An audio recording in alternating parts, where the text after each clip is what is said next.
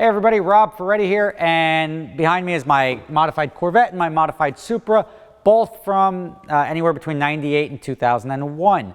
Why did you modify cars back then? Because the level of performance from the factory didn't scare you.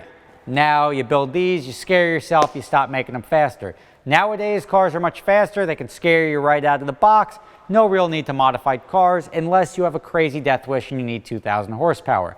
That being said, the problem with modified cars is they seem to break more often than Italian cars. And when they do in glorious fashion. Check out some of these clips of when modified cars break. Let me get your fire extinguisher just in case. What is your, why is it Velcro down here? Wait.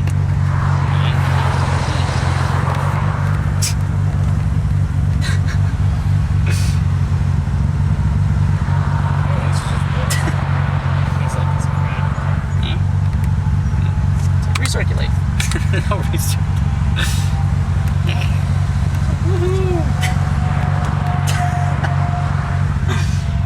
Well, this will attract some attention. Is that oil or is that water? Maybe it's a mixture. Oh, green light. I'm just waiting for somebody to pull up and be like, "Hey, dude, your car is smoking." Really? I'm used to it. Nice. Somebody said they saw oil smoke, and I'm like, no, it couldn't have been us. So maybe the boost leak was in the turbo? I don't know. As long as the motor's okay, I don't care about that fucking turbo. Just throw that fucking shit out. Why is it coming from over there? It's just filling the engine bay and then... And my feet.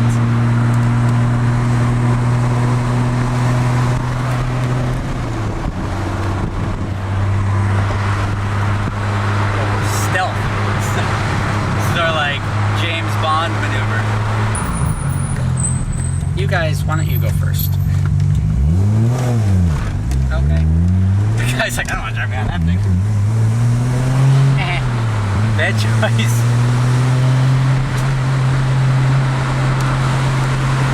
I'm gonna leave it out.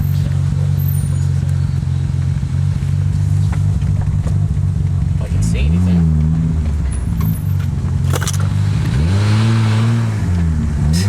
Why don't you just leave it out here to smoke and then pull it in? So yeah, that's good. Push it in later when you have to. Oh, now you beep.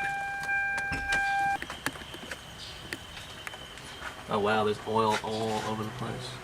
Yeah, the turbo itself is just like oozing oil and it's like dripping all over the place right now. So why don't you get that fire extinguisher handy then? Yeah.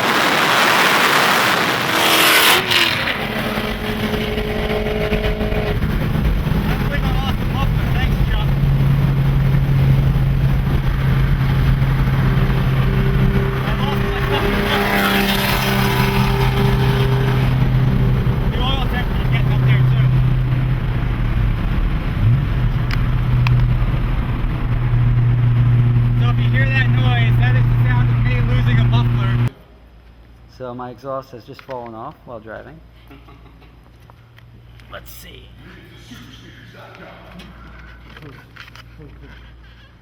Now, where did it break? Right. I know I see where it broke, but like, is there a weld? Yeah, the weld came Nice, out. I like this one. I was just worried about heating up the gas tank. No, you didn't pierce your tank. No, I know I didn't pierce the tank. I was worried about heating it up. Yeah, well, you know. Lucked out, man. What? Didn't hurt your bumper or anything. What happened? Sweat a little? In the, Sweat a little bit? Yeah, right. It is fucking bad.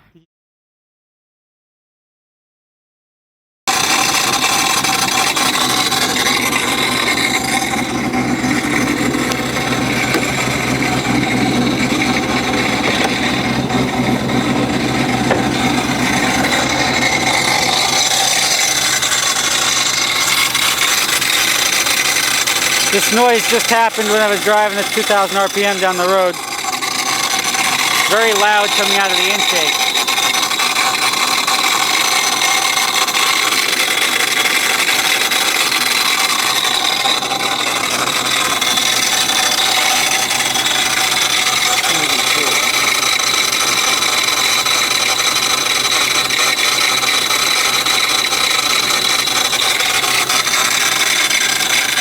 The belt is still on.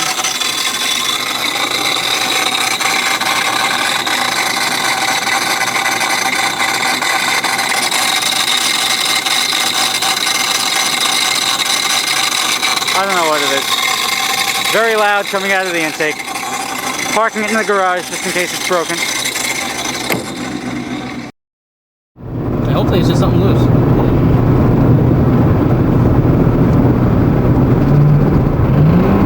Nope, it's RPM dependent. Go left.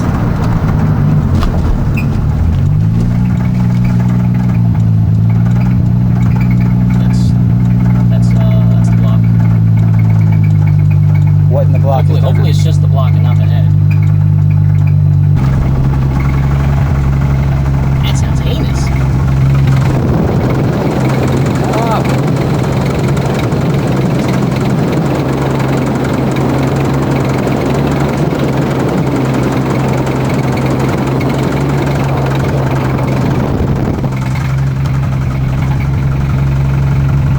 Dip. Are you gonna turn it off or now? You can just leave it in the street and we can push it just in case anything's leaking.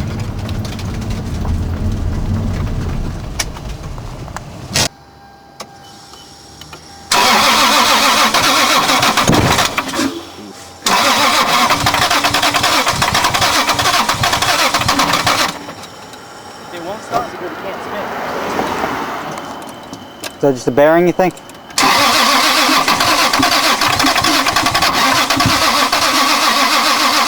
It's not in gear, right? Save your battery.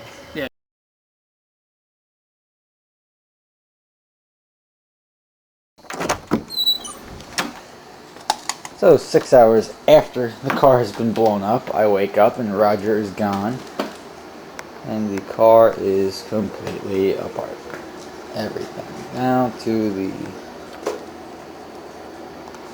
engine upside down on an engine stand. Let's see if we can find out what we broke. This is what the correct bearing should look like. Nice and shiny. This looks nice and shiny, but it has no bearing. So this being attached to that instead of being attached to this fucked up the motor. And the result is that. And the result is Metal shavings that everywhere. crap.